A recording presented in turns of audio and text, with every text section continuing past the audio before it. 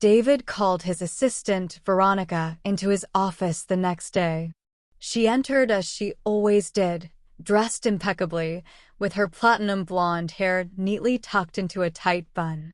David glanced up from his desk, and for the first time in years, he didn't see her as the competent assistant she was, but as a cog in a much larger machine. The machine he was desperate to understand. "Veronica," he began, his voice low, "I need you to keep this between us. I have a plan, and it's going to require your full cooperation." She raised an eyebrow, clearly intrigued but cautious. "What's the plan, sir?" "I'm going undercover. I'm going to work at the company anonymously as an entry-level employee. No one will know who I am. I need to see what's really happening. How employees feel. How they behave when the boss isn't around." Veronica stood there for a long moment, trying to process what he was saying. Then, after a brief silence, she nodded. "Understood. How can I assist?" David gave a tight smile. "You're going to help me create an identity.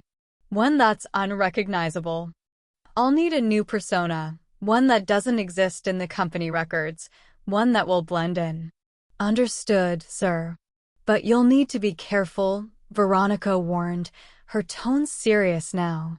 "If anyone catches on." "I know the risks," David interrupted. "But I need to do this." And so, they began their plan. Over the next few days, David and Veronica created an elaborate cover story.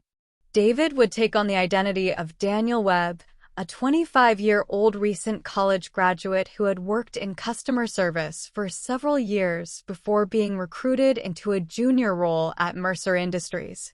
The story was simple, unassuming, and believable. The next step was getting David's appearance to match that of someone fresh out of university, someone without the prestige and power of a CEO.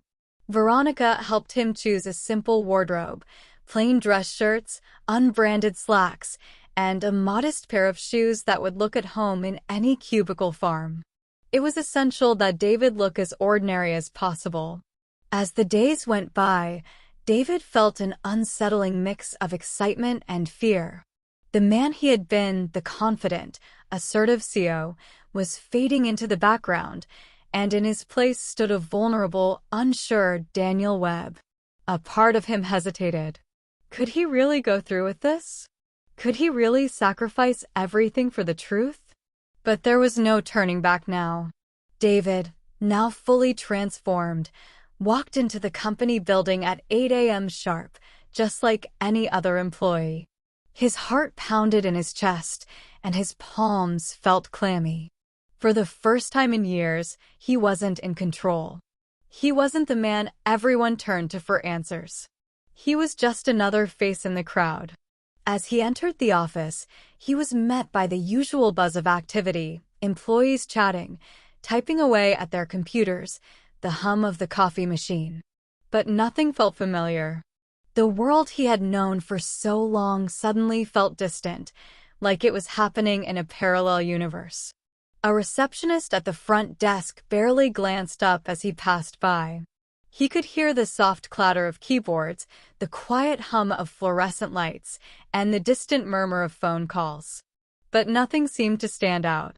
It was all so routine. He was led to a small, unadorned cubicle on the third floor, far from the executive suite. The space was cramped, and the air smelled faintly of cheap coffee and printer ink. A desk, a chair, and a computer, no windows, no view of the city. It felt suffocating. David sat down, staring at the blank screen in front of him. He had spent his entire life in high-rise offices with panoramic views, making decisions that shaped entire industries. Now, he was reduced to staring at a corporate intranet that felt as foreign to him as a different planet. But David was determined. He wasn't here to sit idly by. He was here to learn. Within an hour of arriving, David's first encounter happened. A young woman, no older than 23, walked past his cubicle and stopped abruptly. She was carrying a pile of files in her hands, her expression tense. David had seen her before. Her name was Sarah, and she worked in HR. She had a sharp, efficient manner that spoke of someone who was always on top of things. "Excuse me," she said, her voice clipped. "Are you new here?" David cleared his throat. "Yes, I'm Daniel Webb. Just started today." Sarah studied him for a moment, her eyes narrowing slightly. "You're in the customer service department, right?" "Yes," David replied, his heart racing. "That's right." Sarah didn't say much more, just nodded and moved on. But her eyes lingered on him for a second longer than necessary, and David couldn't shake the feeling that she knew something wasn't right. The feeling lingered throughout the day. He was being watched. The questions weren't about his work, they were about him. Why was he here? Who was he really? The day passed in a blur of emails, tasks, and introductions to coworkers who barely noticed his presence. But as the hours ticked by, David began to feel the weight of his decision. He had no power here, no influence. No one cared who he was. And that terrified him more than anything. By the end of the day, David couldn't shake the growing sense of unease. It wasn't just the feeling of being invisible. It was the way people interacted with him. There was a coldness to it, a kind of distant professionalism that felt unnatural. The employees were polite, but there was an undercurrent of tension. He had expected this, of course. No one would speak freely around the CEO, even if they didn't know it was him. But there was something more. Something darker. The last straw came when David tried to ask a few colleagues about the company culture. He approached one man, a mid-level manager in his 40s named Michael, who was sitting alone in the break room. "Hey," David said, trying to sound casual, "I'm new here. What's the vibe like at Mercer? How's the company culture?" Michael gave him a tight smile. "Company culture? You'll get used to it. Just keep your head down, do your job, and don't rock the boat." The words felt hollow. David had expected a more enthusiastic response, but instead, it felt like a warning. As David walked back to his cubicle that evening, he couldn't shake the feeling that he was being suffocated by something he couldn't yet understand. Something far more sinister than he had anticipated. The first day had ended, but David knew this was only the beginning. The day began like any other: emails, small talk with coworkers, and a growing sense of isolation that had started to gnaw at David. But it wasn't until mid-morning that he encountered something that truly unsettled him. He was sitting at his desk, focusing on a project he had been assigned, when he heard a soft, almost inaudible noise behind him. He turned quickly, half expecting to see someone standing there, but no one was in sight. He shrugged it off, convincing himself it was just his imagination. But the noise came again. It was a whisper this time, faint, like someone trying to be discreet. David turned around again, his heart pounding in his chest. This time, he saw a figure moving in the hallway, someone in a dark suit, their back to him. It was Michael, the manager he had spoken with yesterday in the break room. But as David watched, Michael turned into a small storage closet, the door closing behind him with an unsettling click. Something didn't sit right with David. He was certain he had heard Michael speak to someone in the hallway just moments before. Who could he have been talking to? And why had he entered the storage closet so quickly without a word? Curiosity burned within David, but he hesitated. He was already breaking the rules by being undercover. Venturing into that closet could expose him. But something told him he had to know what was going on. He walked down the hall toward the closet, his footsteps loud in the otherwise silent office. As he neared the door, his pulse quickened. His fingers hovered over the handle, ready to turn it, but he stopped. There was something off about the silence. The office felt too still, too quiet. David took a step back, looking around nervously. He couldn't put his finger on it, but the sensation of being watched was overwhelming. Suddenly, the door to the storage closet creaked open just a crack, and Michael stepped out, looking around nervously before swiftly shutting it behind him. His face was pale, his eyes darting from side to side, as if he was ensuring no one had noticed him. David's heart hammered in his chest. He had seen something he wasn't supposed to, something Michael clearly didn't want anyone to know about. But before he could process it, Michael turned and walked back down the hallway, his pace quickening. What had Michael been hiding in that closet? And why did he look so terrified? David couldn't shake the images of Michael's strange behavior. He had been in the storage closet for far too long to just be grabbing supplies. Was he hiding something? And why had he been so quick to leave? The questions swirled in David's mind, but he knew he had to keep up the charade. He couldn't afford to raise suspicion. His cover depended on it. But the sense of unease only grew stronger as the day went on. Conversations felt off. There was a tension in the air that no one acknowledged directly, but that everyone seemed to be aware of. Employees would glance at him and then quickly look away. Others would whisper behind closed doors, their voices hushed and full of fear. David couldn't ignore it anymore. There was something deeply wrong with Mercer Industries. He had been with the company for years, though only at the very top. He had never seen the side of it. The side that existed beneath the polished surface. It was as if the company had a dark secret, one that no one dared to talk about. But David had to know. He had to get to the bottom of it. Later that afternoon, David was pulled into another meeting with his team. This time, it wasn't a casual sit-down, but a formal discussion. He was introduced to a group of employees from various departments, sales, HR, and customer service. The room was cold, the overhead lights flickering slightly as the employees took their seats. David noticed that no one looked comfortable. The silence was deafening. As the meeting began, David tried to engage with the group, asking them about the company's challenges and their personal thoughts on working at Mercer. But instead of the expected responses, the room remained tense. One by one, the employees avoided eye contact, their answers curt, barely more than 1 or 2 words. He turned to Sarah, the HR employee who had seemed so distant the day before. "What do you think about the direction of the company?" he asked.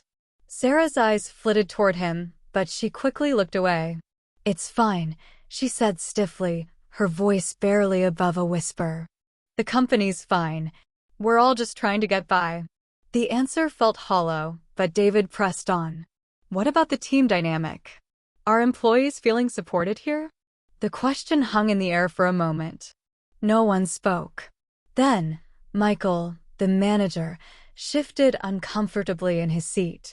"I think people are just scared," he muttered, his voice barely audible. David leaned forward, trying to make sense of what he had just heard. Scared? Why would people be scared? But before Michael could answer, the door to the meeting room swung open, and Veronica, his assistant, entered unexpectedly. She flashed a polite smile at the group and then turned to David, speaking softly. "Sir, there's something urgent you need to attend to. Right now." David's heart skipped a beat. He had never seen Veronica act this way before, so anxious, so uncertain. The urgency in her voice was unmistakable. Without a word, David stood up and followed her out of the room, his mind racing. Was something wrong? Was someone onto him? As they walked down the hall, Veronica glanced over her shoulder nervously, ensuring no one was watching. "David," she whispered, "there's something you need to know." "You're getting too close." David frowned. "What do you mean? What's going on?" Veronica hesitated for a moment, then leaned in closer, her voice trembling. "I don't know all the details, but there are things happening at this company, things that can't be explained. Employees are disappearing, David. And I'm not talking about just leaving the company. I mean vanishing. No one knows where they go or what happens to them." David's breath caught in his throat. "What are you saying?" Veronica's eyes darted around the hall again, her face pale. "I don't know the full story, but it's not just rumors. I've seen it for myself. People are getting erased, David. Like they never existed. The words hit him like a cold, wet slap to the face. He had come into the company expecting to learn more about its culture, its people, but this was something far darker than he had ever imagined. David didn't say another word. He simply followed Veronica, his mind racing. He had to find the answers. He had to uncover the truth before it was too late. Veronica reached for a set of keys in her pocket and unlocked the door slowly, as if afraid of the noise it might make. The door creaked open, revealing a small, dimly lit room that was unlike anything David had seen before in Mercer Industries. The walls were lined with filing cabinets, but instead of standard paperwork, the cabinets contained files upon files of what looked like personal information. It wasn't just work-related documents. These files were more intimate, more detailed. David stepped inside, his gaze moving across the room, his curiosity piqued. Veronica closed the door behind them with a soft click and locked it again. She seemed to take a deep breath, as if bracing herself for something. "This is where they keep the records of the people who disappear," she said quietly, her voice barely above a whisper. "The ones who are erased." David's stomach churned. The word erased didn't sit well with him. He stepped closer to one of the cabinets and opened the drawer. Inside were thick manila folders, all meticulously organized with photographs, personal details, and notes about each individual. But the most unsettling part of it all? Many of the names were familiar to David, employees who worked under him, people he had seen around the office, people who had vanished without a trace. His eyes scanned the files, each one containing more bizarre and disturbing information than the last. There were reports of unusual behavior, sudden mood swings, erratic actions, and most chilling of all, people who had begun questioning the company's operations before they disappeared. As David flipped through the files, his mind began to spin. What was this place? What was Mercer Industries really hiding? They were all so normal, David muttered, his voice trembling as he looked at the photographs of employees who had once sat in cubicles next to him. How could they just disappear? Veronica gave him a sad, knowing look. They didn't just disappear. They were taken. David pulled out a file at random, his hands shaking as he opened it. The first page contained a photograph of a woman named Alice Harris, a senior developer he had met a few times in passing. The notes accompanying her file detailed a series of unsettling incidents leading up to her disappearance. Alice had become more withdrawn in the weeks before she vanished, often speaking about strange dreams and feeling watched by something that was always lurking just out of sight. Her last entry in the company's system was a complaint. She had expressed concerns about the company's practices, about what she had uncovered in her own research. As David read further, his blood ran cold. According to the file, Alice had started gathering evidence against Mercer Industries. She had found something so dangerous that she had become a liability. And then, just days before she was set to make her findings public, she had vanished. There were no leads, no trace of her, just an empty office and a closed case. David slammed the folder shut, his mind reeling. This wasn't just corporate corruption or unethical practices. There was something much more sinister at play. But what? "Veronica," David said, his voice low and urgent. "How many people have disappeared like this? How many others have been erased?" Veronica took a deep breath, her eyes glancing nervously around the room as though expecting someone to burst in at any moment. "I don't know how many, but I know it's more than anyone realizes. And it's not just random disappearances. These people knew something about the company that no one was supposed to know." David's mind raced. What was it? What secret could be so dangerous that Mercer Industries would go to such lengths to silence people? Veronica's eyes flickered to the back of the room, where another file cabinet stood, locked and concealed. "There's a deeper level to this, David. But you're not going to like what you find." David's heart skipped a beat.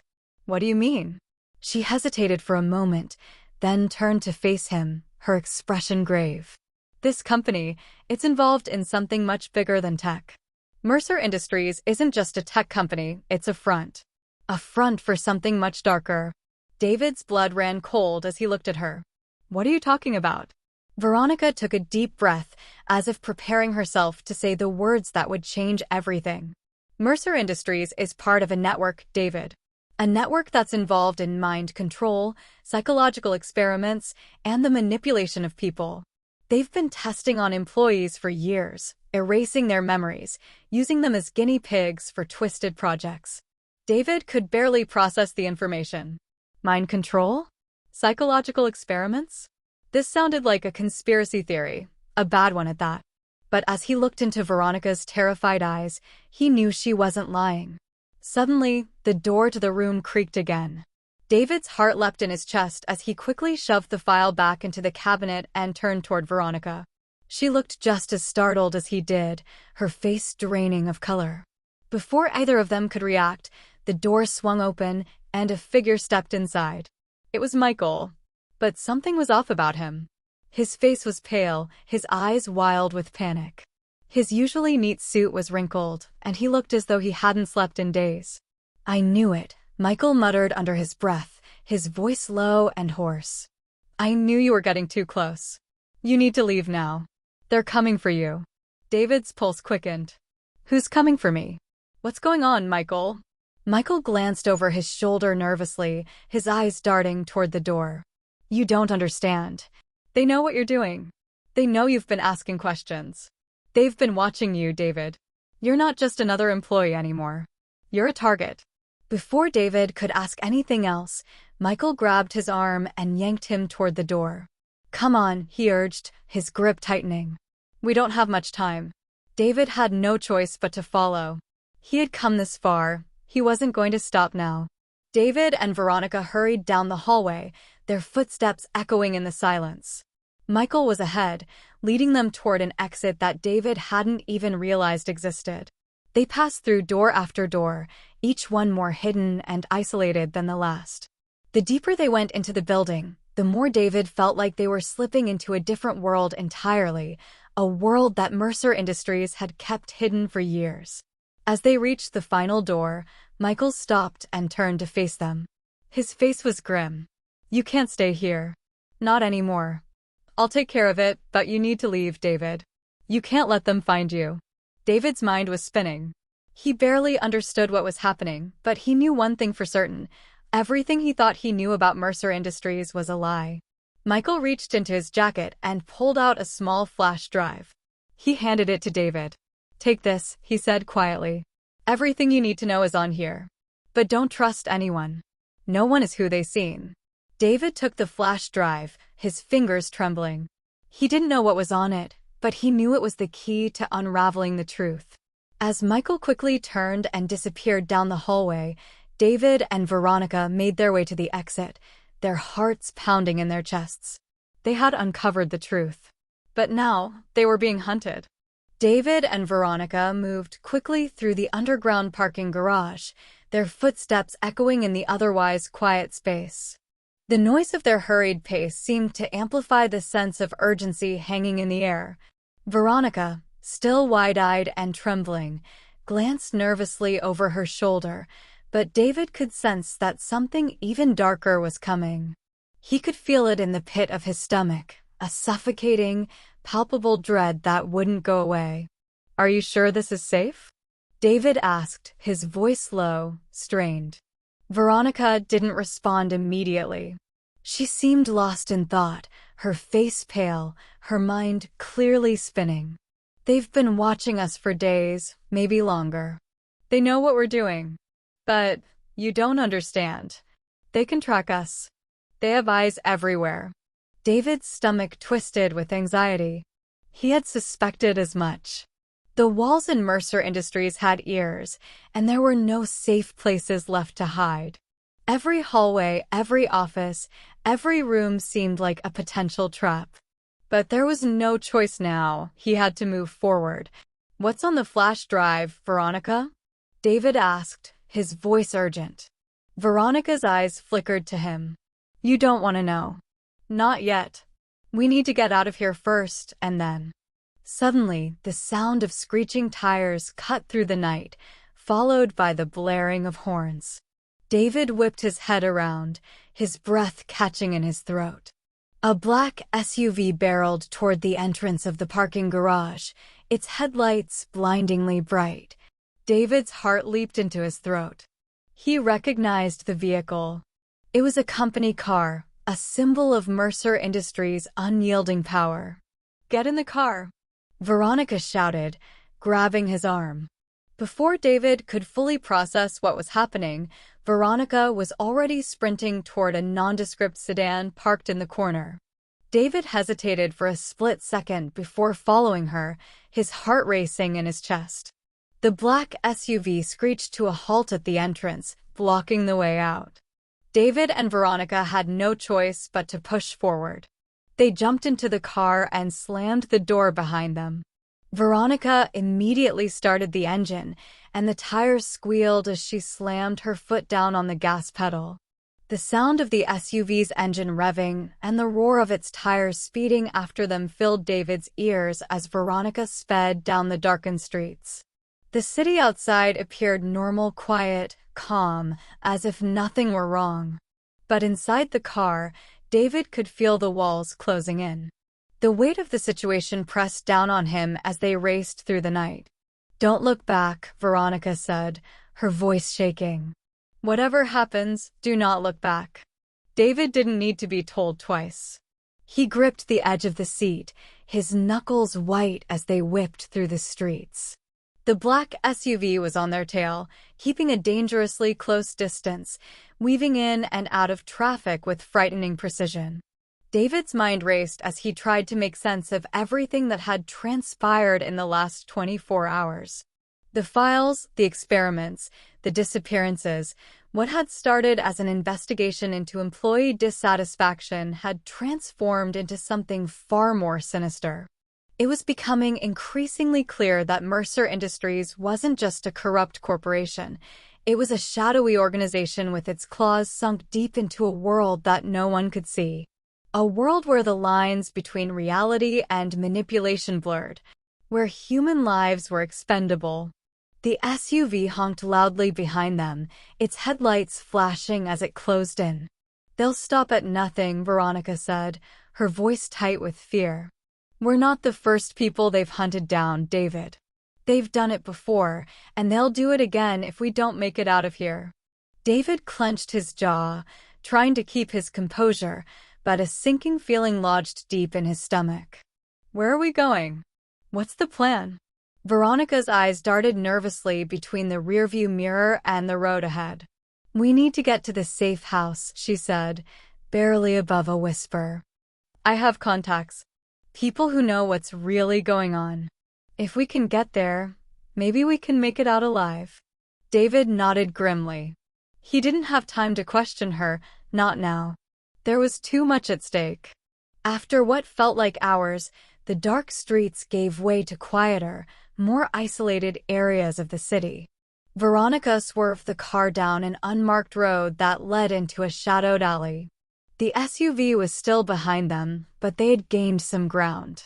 Finally, Veronica slowed the car, pulling into a small, inconspicuous building hidden behind overgrown bushes.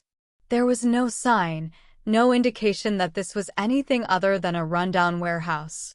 But Veronica's fingers danced over a hidden keypad next to the door, and a soft click echoed in the silence.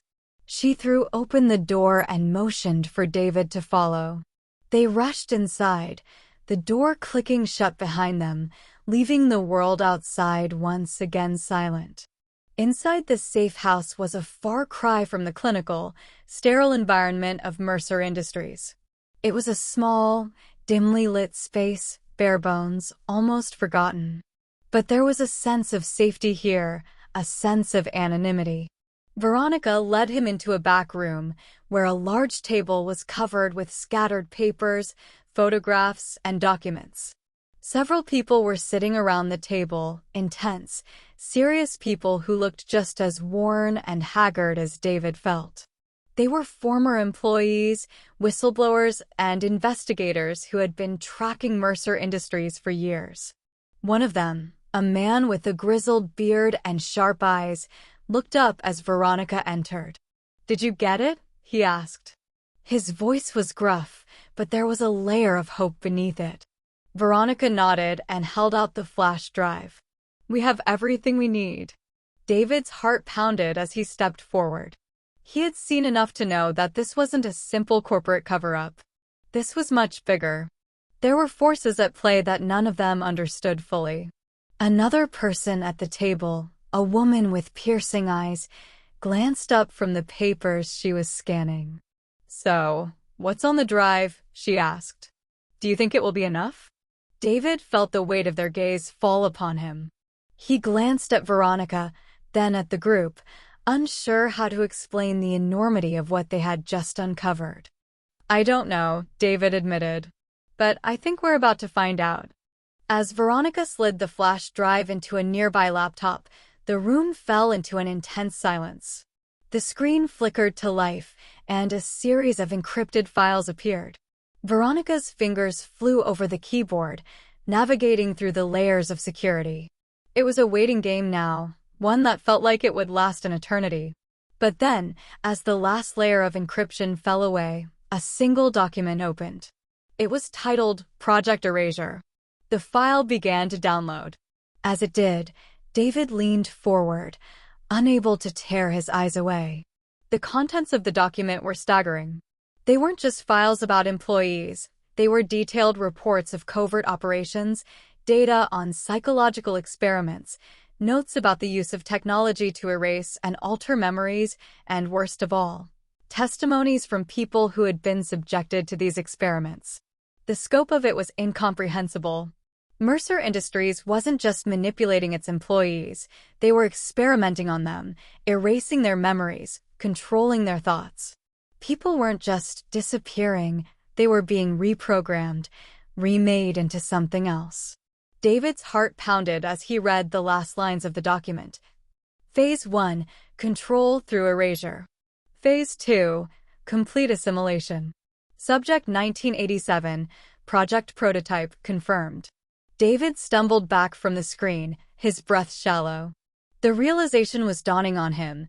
Mercer Industries had been playing with far darker forces than anyone could have imagined. The experiments were far more advanced than he could have guessed, and they involved not just mind control, but full psychological reprogramming. What had begun as a search for corporate corruption had led him into the terrifying heart of a conspiracy that spanned far beyond anything he had been prepared for. He was staring into the abyss. And now, he had to make a choice. What would he do with this knowledge? David's words hung heavy in the room, casting a shadow over the group of people who had been waiting for this moment. They had all been part of the quiet resistance, tracking Mercer Industries' operations from the shadows, knowing that one day they would have to face the truth, no matter how terrifying it might be. But this was something far beyond what any of them had imagined. David had unknowingly stepped into a world of manipulation, psychological warfare, and experiments that stretched beyond human comprehension. Mercer Industries wasn't just a company, it was a hidden hand controlling the narrative, bending people's minds and reshaping the very fabric of reality. The woman who had spoken before, Marissa, let out a slow breath. "You're right. We can't let this go on. But how do we do this? How do we expose them when they control everything? They'll bury us before we even have a chance to get the truth out." David's thoughts raced, his mind running through possible scenarios. They could leak the files to the media, but that might be too dangerous. The reach of Mercer Industries was vast. Maybe a whistleblower's testimony would work. No, that would likely end up in a suicide or an accidental death. There was only one way. They needed hard, irrefutable evidence, something that couldn't be dismissed or manipulated by the corporate machine. "That's why we go to the source," David said suddenly. "We go straight to the heart of Mercer Industries. We take this information right to the top." A murmur of disbelief rippled through the group. "You're talking about going directly to them?" Veronica asked incredulously. "Do you understand what you're suggesting? These people are not going to sit back and let us walk in with evidence of their darkest secrets. They'll kill us before we even get close." David's expression was unwavering. "I know. But if we go public with this evidence, if we're ready to release everything at once, then they'll have no choice but to answer for it. We get the world watching, and they won't be able to silence us without exposing everything they've done. Marissa leaned forward, her eyes narrowed as she considered David's words. It's risky. It's suicidal. But it might just work. We go to the press. We go to the authorities. We have to ensure that no one in Mercer Industries can shut this down. David nodded. Exactly. The moment we show them that we have proof, it's game over for them. Just as the group began to formulate a plan, a sudden, chilling sound broke the silence. A soft but distinct click echoed from the back of the room. David's head whipped around, and his heart skipped a beat as he saw a man standing in the doorway. It was Michael. But this was not the same Michael he had seen earlier. This man was colder, more composed. His eyes were void of emotion, his expression stony and unreadable.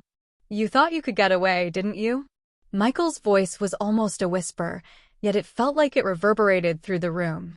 His hands were held calmly in front of him, but David could see the glint of a weapon in his jacket pocket. David's pulse raced. Michael, what the hell is going on? Why are you? Michael interrupted him, his voice low and calm. You think you've figured it out. You think you know everything about Mercer Industries. But you're just a pawn in a much bigger game, David. Veronica stepped forward, her face contorted with a mixture of fear and anger. You're one of them, aren't you? You're working with them. Michael didn't flinch. I was with them, he said. But that was before I saw the potential of what we could build. You think exposing the company will destroy it? No. It will make it stronger. This is bigger than any of you can understand. Mercer Industries is a part of something much grander, something that spans beyond corporate greed. It's about control, about reshaping the future. David felt a cold shiver run down his spine as he processed Michael's words. What was he talking about? This wasn't just about money or power. It was about something else entirely. A system, an ideology, that stretched far beyond the company's walls. I don't care about your grand plans, David spat. You're a traitor. You've been part of this from the beginning. You've been erasing people's lives, controlling their minds, and for what? Power? Profit? Michael's lips twitched into the smallest of smiles. No, David. For something much greater. We're building a new world. A world where people like you are nothing but obsolete. The information you've gathered, it's nothing but a means to an end. You don't realize it yet, but you've already lost. David's eyes narrowed as the truth hit him. The real fight wasn't against Mercer Industries. It was against the very idea of control, the vision Michael and others like him held for the future of society. David stood there, staring at Michael, trying to reconcile the man he thought he knew with the monster before him. Veronica's grip tightened on her weapon, but David stopped her with a gesture. Michael, he said, his voice cold, you don't get to dictate the future. People like you, people who use others as pawns, will never win. Michael laughed softly, but the sound didn't reach his eyes. You don't get it, David. You never did. This is bigger than your ideals. It's bigger than your corporate whistleblowing. It's about evolution. And those who can't adapt, they won't survive. David was sickened by his words, but he knew something else too. Michael was right about one thing. The battle had changed. The stakes were higher than ever. In that moment, David understood that his choices were no longer just about exposing Mercer Industries. They were about preventing the birth of a world where power wasn't just wielded by a company, it was controlled by those who could rewrite reality itself. David took a deep breath and turned to the others. We've come too far to turn back now. We don't just fight Mercer Industries. We fight everything they represent. Michael's face darkened. Then you'll die for nothing. But David was resolute. We won't. We'll fight for the truth. With that, they turned and left the safe house behind, knowing that their journey had only just begun. They had uncovered the secrets of Mercer Industries, but now they had to decide what kind of world they would leave behind. The war for control had only just begun.